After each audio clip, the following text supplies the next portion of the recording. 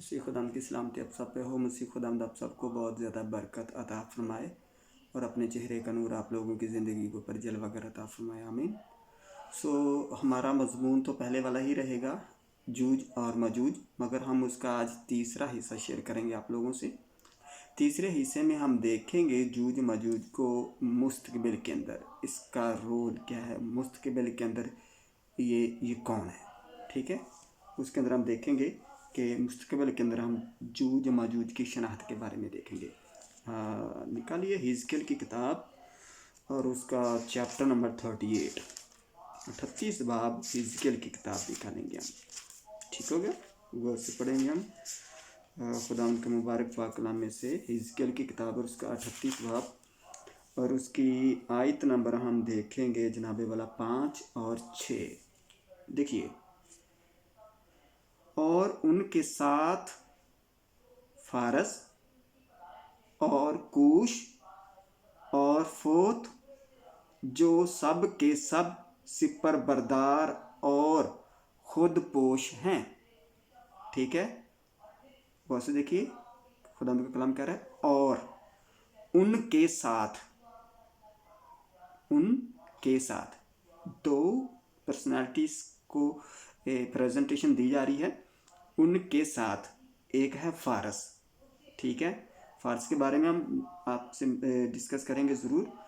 कूश और फूत, ठीक है, जो सब के सब सिपर बरदार और खुद पोश हैं, स्ट्रॉन्ग है, आला क्वालिटी उनकी, आला स्टेटस और आला स्टैंडर्ड है, ठीक है। जुम्मर छठी आयत में लिखा है खुद पोश है।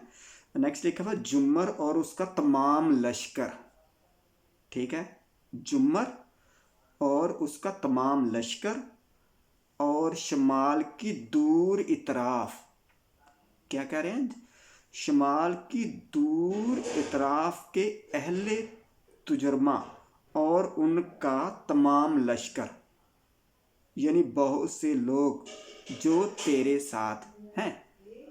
खुदावंद के पाक कलाम के पढ़े और सुने जाने पर खुदावंद की बरकत हो। अब इसी में से बहुत ज़्यादा जो जूझ मजूज की क्वालिटीज़ निकलती हैं, मुस्तकबिल के अंदर कौन कौन से लोग उसके अंदर शामिल होंगे, कौन से कैटेगरी के लोग होंगे, मगर हम आप इसको टॉपिक वाइज और अपने हिस्से पार्ट वाइज लेके चलेंगे। मैं आप लोगों से इसका जो मुस्तकबिल के अंदर ये जो टॉपिक हमारा चल रहा था शनाख्त के बारे में आप लोगों से मैंने पहले हिस्से में डिस्कस की कि माजी के अंदर इसका क्या करैक्टर है, माजी के अंदर क्या रोल है। उसके बाद अब दूसरे पोर्शन के अंदर हम देख रहे हैं कि मुस्तकबिल के अंदर कौन कौन सी पर्सनैलिटीज़, कौन कौन से इसके अंदर शामिल लोग शामिल हैं, ठीक है। सबसे पहले हिजकिय्याह की जो नबूवत में जो जूझ और मजूज की सरजमीन का है, ठीक है ना, एक रहनमा या एक लीडर के तौर पे इसको वाज़िया किया गया है, प्रेजेंटेशन इसकी दी गई है। गौर से देखिए, ए आदमजाद जूझ की तरफ, ठीक है ना, जो मजूज की सरजमीन का है, ठीक है। मजूज की सरजमीन के बारे में भी हम प्रॉपर तरीके से हम डिस्कस करेंगे आप लोगों से, ठीक है, जो मजूज की सरजमीन का है, ठीक है। मगर हमारी आप लोगों से ये हमारा जो टॉपिक है ये डिस्कस के ऊपर ही चल रहा है, शनाख्त के ऊपर ही चल रहा है, ठीक है। ये बाइबल मुक़द्दस में इसको एक बहुत बड़ा फ़र्द वाहद एक लीडर के तौर पे पेश किया गया है। अब्रानी की बाइबल की अगर हम स्टडी करें तो उसके अंदर इंग्लिश की ट्रांसलेशन के अंदर ये एक फ़र्द वाहद के तौर पे इसकी प्रेजेंटेशन दी गई है, मगर इसके अंदर इसके साथ बहुत सारे लोगों का इज्तिमा है, बहुत सारे लोग इसके साथ मिलेंगे, मिली वक्त बहुत सारे लोगों का इसके साथ होगा, ठीक है। नंबर फर्स्ट पे ये एक बहुत बड़ा लीडर है। नंबर सेकंड पे एक बड़ी फ़ौज, ठीक है ना, एक बड़ी फ़ौज और भारी लश्कर है। ये शनाख्त के बारे में डिस्कस कर रहा हूँ। एक बड़ी फ़ौज है ये और एक भारी लश्कर है ये। हिजकिय्याह की किताब उसका 38 बाब और उसकी 2 आयत, हिजकिय्याह की किताब उसका 39 बाब 3 से लेकर 9 आयत तक, हिजकिय्याह की किताब 38 बाब और उसकी 15 आयत के अंदर हमको ये मिलता है, ठीक हो गया कि नहीं, कि बहुत सारे लोगों का ये मजमुआ होगा, ये बहुत सारे लोगों को ये अपने साथ बुलाएगा, ठीक है। दो चीज़ें आप लोगों से मैंने बयान की कि एक रहनुमा ये लीडर है मुस्तकबिल का, और मुस्तकबिल के अंदर ये बहुत बड़ी फ़ौज को अपने साथ ये शामिल करेगा, ठीक हो गया कि नहीं। उसके बाद जो नंबर 3 पे हैवान या मुखालिफ मसीह के साथ, ठीक है, ये कॉम्प्रोमाइज़ करेगा। हैवान या मुखालिफ मसीह का ये रोल अदा करेगा, ठीक है ना। उसकी एक्टिविटीज़ इसके अंदर शामिल होंगी। इसके लिए किताब 38 बाब उसका 8 से 11 आयत तक अगर हम पढ़ें तो हम देखते हैं 8 से 11वीं आयत हम पढ़ेंगे 38 बाब। और बहुत दिनों के बाद तू याद किया जाएगा, बहुत दिनों के बाद क्या किया जाएगा, तू याद किया जाएगा, और आखिरी बरसों में उस सरजमीन पर जो तलवार के गलबा से छड़ाई गई है, ठीक है। एक सरजमीन के बारे में खुद हम डिस्कस कर रहे हैं अपने पाक कलाम में, ठीक है, जो तलवार के गलबा से छड़ाई गई है और जिसके लोग बहुत सी कौमों के दरमियान से फराहम किए गए हैं।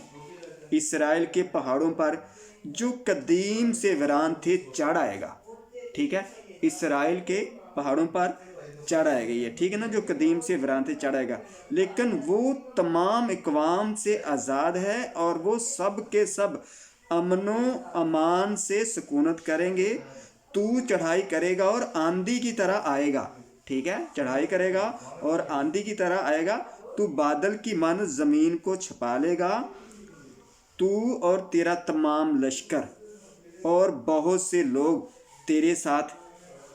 खुदा यूं फरमाता है कि उस वक्त यूं होगा कि बहुत से मजमून तेरे दिल में आएंगे और तू एक बड़ा मंसूबा बांधेगा और कहेगा कि मैं देहात की सरजमीन पर हमला करूंगा, मैं उन पर हमला करूंगा जो राहतो आराम से बसते हैं, जिनकी ना फसील है, ना अड़बंगे और ना हाटिक, ठीक है। इसको अगर हम देखें तो ये इसकी जो प्रेजेंटेशन है एंटी क्राइस्ट के साथ मिलती है, मुखालिफ मसीह के साथ ये मिलती है। और ये जो मुस्तकबिल का जूज मजूज है ये एक मुखालिफ मसीह ही है, ठीक है।